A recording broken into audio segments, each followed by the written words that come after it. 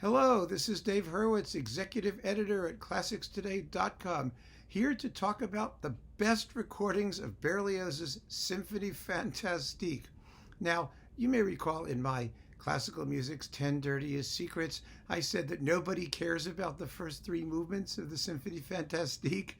I mean, that was an exaggeration. But there's a little bit of truth in it, and the truth stems from the fact that the reason nobody cares is that most performances of them simply suck. The first movement lacks the right hallucinatory quality. The waltz, you really have to ham it up with the harps and the strings, and the slow movement, oh my God, it just dies 1,000 deaths. It really does. It's usually 15, 16 minutes long, which is fine if you can sustain the tempo. It's really astonishing how many bad performances there are. And, the fact is that as far as recordings go, the situation has barely changed in decades, as you'll see. I mean, there were a handful of great ones. There still are. Have there been recent new that are really great recordings of it? A couple. But compared to the volume of things coming out, I mean, it may be that the Symphonie fantastique has the largest number of bad recordings, the highest ratio of dreck to greatness of any other major classical work. It's an extremely difficult piece to do well. It needs consummate virtuosity from the orchestra, but also a conductor who can really get inside the idiom. I'm going to talk about three recordings that I don't have with me here in physical form. They're in my iPhone, and I'm going to ask you to trust me so I don't have to sit there with my iPhone up against the screen. One of them actually is not in my iPhone because I don't like it, and that one will surprise you possibly. It's Colin Davis. Colin Davis recorded it at least three times, I think. One on the LSO label and with the Concertgebouw and with the LSO originally for Philips way back when. I don't like any of them, to be honest with you. The one everybody talks about is the Concertgebouw because it has fabulous winds, and it does. And they play beautifully, despite everything that Colin Davis can do to make the recording sound dull. It's just a boring performance, folks. I'm sorry, but that's how it strikes me. Especially in the last two movements where it's supposed to heat up. It just becomes more and more dour and staid. I don't understand it. And I don't understand why it has received such acclaim over the years. I really don't. I tried to love it. I believed what I was told by gramophone, which was always a mistake. But finally, the music speaks for itself. And that's how I feel about it. Anyway, there are two others that are terrific, though, that I do want to discuss with you. One is Paul Perret on Mercury Living Presence. I actually do have this here, but it's in one of those, big cube things. So it's in its cube, happily, communing with the other things in its cube. That's a great performance. It is so French. It's, so it's the Detroit Symphony, but it's fast and light and characterful and accented, and it has the flavor, it's just got the right idiom down. It's a sensationally fun performance. Wonderful to listen to from first note to last.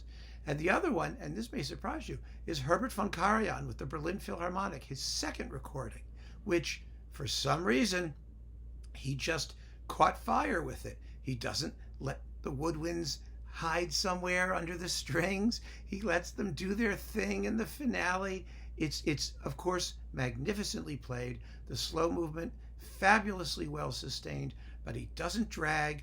And he simply seems to have caught the character of the music in that recording. And he has the best bells of anybody in the finale. I think they're electronic, but they sound absolutely fabulous. So Karajan is really worth hearing, but the second version, not his first. Now, let's talk about the great recordings that that have sort of been around for a long time. First, and some of these will not surprise you at all, Igor Markovic with the L'Amoureux Orchestra. As usual with Markovic, analytical but idiomatic. The slow movement is beautifully sustained. The finale is a little bit more measured than usual, but my God, the clarity. When the Dies Irae and the Ronde du Sabbat fugue theme are combined, they're in perfect ballads. You can't believe it. Usually one gets drowned out, and this is really, really a sensational performance. Next, here we go. Leonard Bernstein.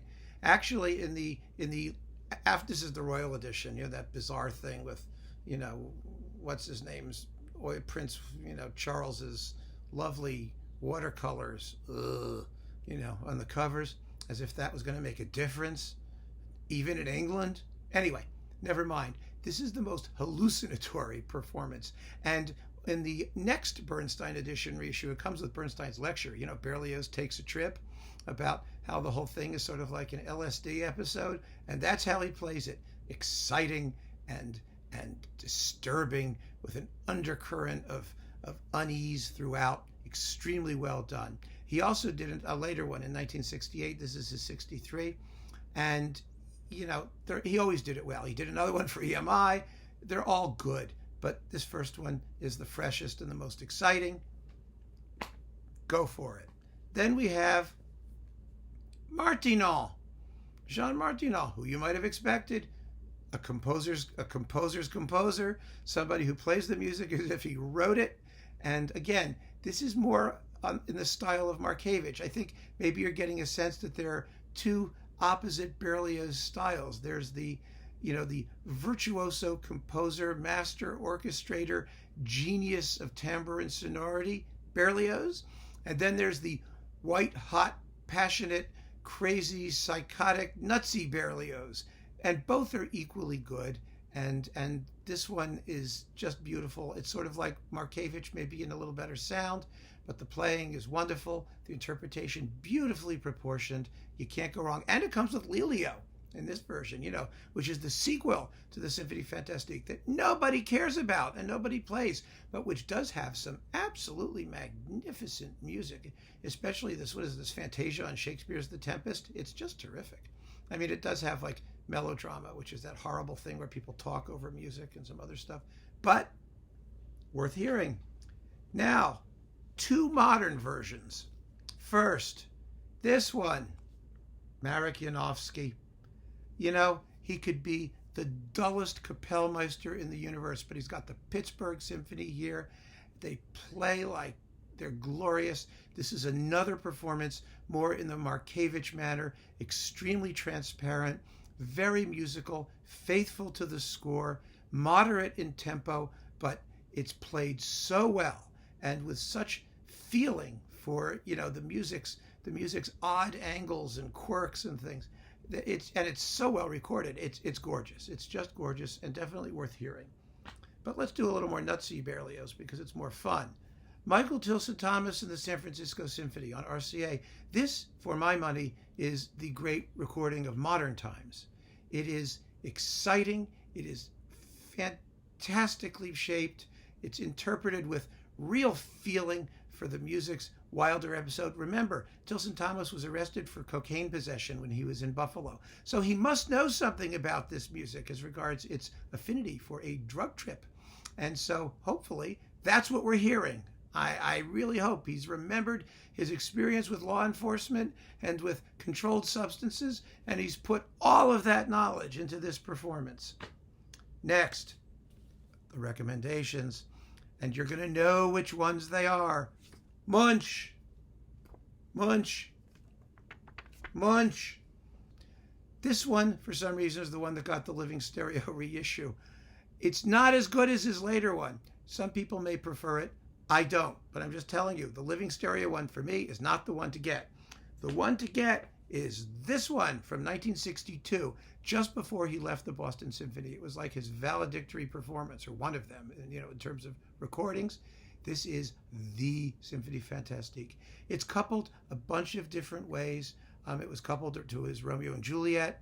It's obviously in his big Berlioz box. You get both of them, but this is the individual release. It was gorgeously recorded, and Munch just had the white-hot, irrational, psychotic, demented temperament to just sell this piece, especially the finale, which is absolutely the most hysterically wonderful that you'll ever hear. I mean, if you're not perspiring when it's over, then you must be dead. So if you're looking for a great Symphonie fantastique still, then Munch and the Boston Symphony from 1962, that's the one, is the performance to own.